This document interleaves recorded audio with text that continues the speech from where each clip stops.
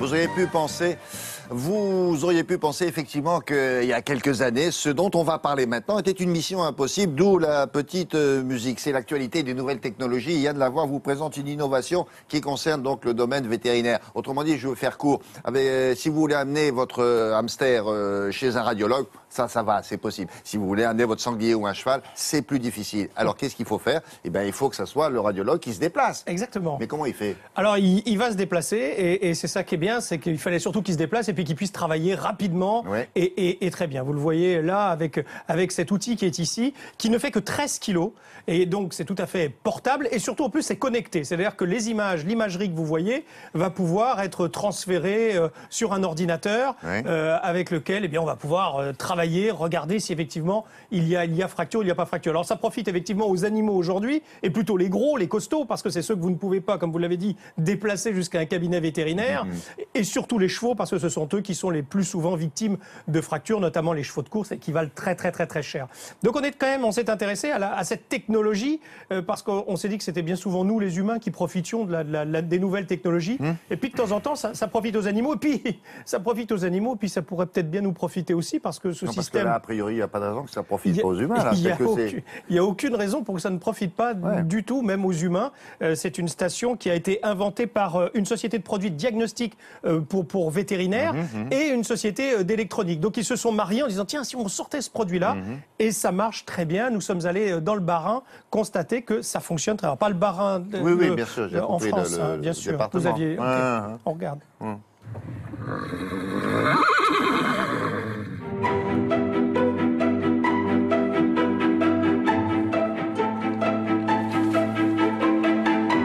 Je viens d'installer un système de radiologie numérique pour les chevaux. Avant, on venait avec toute une pile de cassettes, on prenait les radios à l'écurie et on rentrait les développer à la clinique. L'intérêt de ce système-là, avec un capteur plan que vous voyez là, on est complètement autonome. Quand je vais appuyer sur le bouton pour déclencher la radio, en à peu près 6 secondes, je vais avoir mon image à l'écran. L'écran est juste à côté du cheval.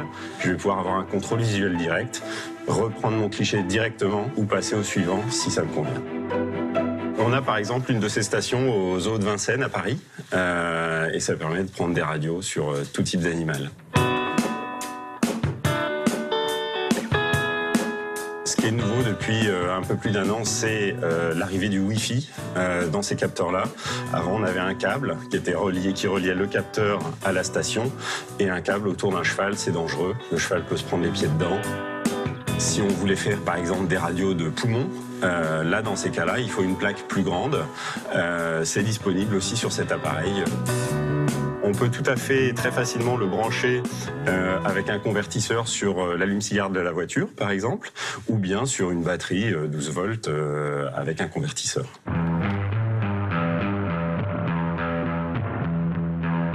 On a voulu offrir quelque chose avec une taille d'écran qui soit importante, avec une qualité d'écran qui soit diagnostique pour le médical également, pour pouvoir faire un réel diagnostic directement sur site dans l'écurie, tout en gardant un poids qui soit très acceptable. On est à 13 kilos, tout compris, le capteur, le chargeur de batterie, tout est intégré dedans. Notre fournisseur de plaques s'intéresse à ce système-là pour le marché humain, pour des applications type armée, SAMU, et dans certains pays comme au Japon, les médecins font des radios au domicile des gens, donc c'est complètement adapté dans ce cas-là.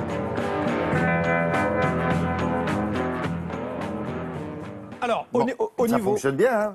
Ça fonctionne bien. Ça a même été testé avec les chiens de l'Odyssée Blanche. Parce que vous savez, c'est souvent des conditions très extrêmes dans la neige pour ces chiens de traîneau. Et donc, c'était tout à fait portable et ça pouvait suivre l'Odyssée. Alors, une radio en tant que telle, ça vaut pas très cher. Ça vaut 50 €.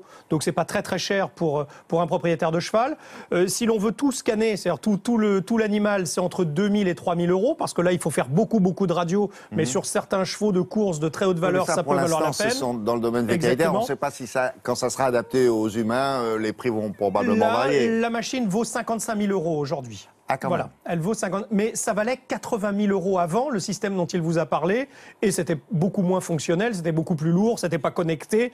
Donc là, on est quand même dans des solutions déjà qui sont tout à fait modernes et qui sont moins chères. Mais ça reste effectivement un prix, mais peut-être un investissement pour un vétérinaire spécialisé. Oui, ou pour des pompiers. Ou pour des pompiers. Se rendre sur un cas d'urgence, voir s'il y a fracture, s'il faut évacuer ou pas. Il a parlé de l'armée, voilà. Oui, ça l'armée, bien sûr, peuvent aussi. être effectivement des bonnes idées.